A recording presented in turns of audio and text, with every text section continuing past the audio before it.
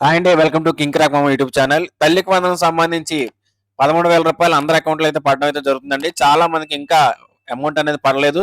So, amount అయితే పడుతుందా? లేదా? అసలు మీ స్టేటస్ అనేది ఏ రకంగా చెక్ చేసుకోవాలని చెప్పేసి ఈ వీడియో చేయడం అయితే జరుగుతుందండి. తల్లికి వందనం సంబంధించి ఎన్‌పీసీఐ మ్యాపింగ్ గురించి కూడా వీడియో అనేది చేశానండి. తర్వాత డేట్స్ ఇవన్నీ కూడా వీడియో అనేది చేశాను. ఆ వీడియోస్ కూడా చూడండి. మన ఛానెల్‌లో అవైలబుల్‌గా ఉన్నాయి. చాలా మంది సబ్స్క్రైబ్ చేసుకోకుండానే వీడియో చూస్తున్నారు. సో, దయచేసి మిమ్మల్ని అడిగేది ఒకటే, ఛానెల్ అయితే సబ్స్క్రైబ్ చేసుకోండి. పక్కన బెల్ ఐకాన్ అయితే క్లిక్ చేయండి. వీడియో నచ్చితే లైక్ చేయండి. మీరు ఎక్కడి నుంచి వీడియో చూస్తున్నారో కింద కామెంట్ సెక్షన్‌లో కామెంట్ చేయడం అయితే మర్చిపోకండి. తల్లికి వందనం అమౌంట్ అయితే ప్రారంభమైందండి. అమౌంట్ పడడం అనేది రూ. 13,000 అనేది అకౌంట్‌లో పడుతుంది. రూ. 2,000 అనేది ఏదైతే స్కూల్ ఉందో ఆ స్కూల్ యొక్క మెయింటెనెన్స్‌కి అయితే అమౌంట్ అనేది వెళ్తుంది. అయితే ఈ యొక్క తల్లికి వందనం అమౌంట్ అనేది స్టేటస్ చెక్ చేసుకోవడానికి ఈ లింక్ అనేది ఉంటుందండి. ఈ లింక్ నేను కింద డిస్క్రిప్షన్‌లో కూడా ఇస్తాను.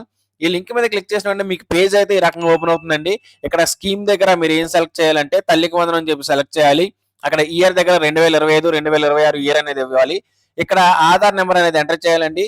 తల్లి యొక్క ఆధార్ నెంబర్ ఎంటర్ చేయాలండి. ఒకవేళ తల్లి కానీ లేకపోయినట్టయితే గార్డియన్ లేదా ఫాదర్ ఎవరైతే ఉన్నారో వారి యొక్క ఆధార్ నెంబర్ అనేది ఎంటర్ చేసి అక్కడ క్యాప్చర్ అనేది ఎంటర్ చేసిన తర్వాత గెట్ ఓటీపీ మీద క్లిక్ చేయాలండి.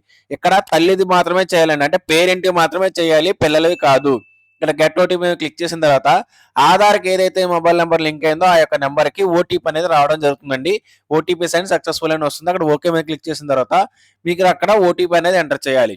ఓటీపీ ఎంటర్ చేసి వెరిఫై ఓటీపీ మీరు క్లిక్ చేసిన వెంటనే మీకు ఇలా మెసేజ్ అయితే వస్తుంది. ఇక్కడ ఓకే అని క్లిక్ చేయాలి. ఇలా ఓకే అని క్లిక్ చేసిన తర్వాత ఓటీపీ వెరిఫైడ్ సక్సెస్ఫుల్ అని వస్తుంది. ఇలా వచ్చిన వెంటనే మీకు ఎలిజిబిలిటీ ఉంటే అక్కడ ఎలిజిబుల్ అని వస్తుందండి. ఎంతమంది పిల్లలు ఉంటే అంతమంది పిల్లలు కూడా చూపిస్తారండి. ముగ్గురు ఉంటే ముగ్గురు పిల్లలు చూపిస్తారు. ఒకరుంటే ఒక పిల్లడిది చూపిస్తుంది. ఇద్దరుంటే ఇద్దరు పిల్లలది చూపిస్తుంది. ఎలిజిబిలిటీ గాని ఉంటే అక్కడ ఎలిజిబుల్ అని వస్తుందండి. ఒకవేళ ఇన్ఎలిజిబుల్ ఉంటే అక్కడ ఇన్ఎలిజిబుల్ అని వస్తుందండి. క్లియర్ గా చూడండి, అక్కడ రిమార్క్ కూడా రాసి ఉంటుంది.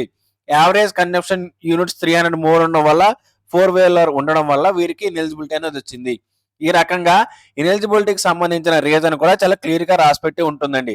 ఒకవేళ మీకు అమౌంట్ పడినట్టయితే కిందన అమౌంట్ అయితే పడిన యొక్క రిమార్క్ కూడా, అంటే ఏ అకౌంట్ లో అయితే అమౌంట్ పడిందో అది కూడా ఇక్కడ క్లియర్ గా రాసి ఉంటుంది.